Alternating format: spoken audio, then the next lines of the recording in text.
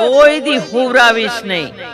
પણ જોજે મારા હિરબલ, જે મારા મેલડીના બૈના એની માથે દુઃખ બહુ પડ્યા છે, એનો પાર નથી.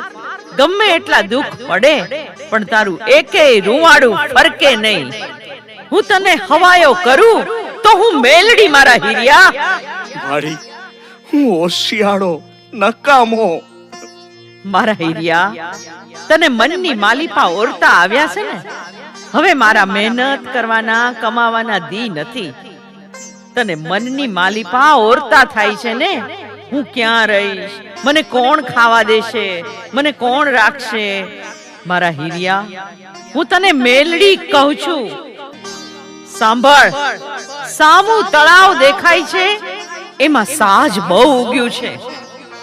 દીકરા, ઈ તળાવમાંથી સાજની 2 કોળી વાઢી લે.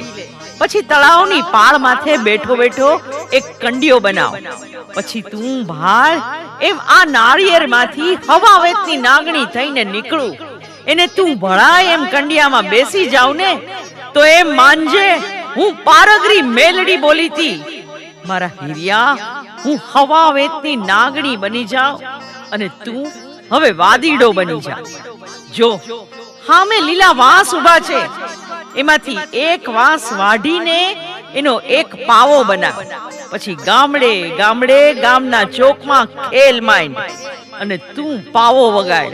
હું કંડિયામાંથી બહાર નીકળી ગામના ચોકમાં રમત નો માંડું તો હું તારી દેવી મેલડી નહીં.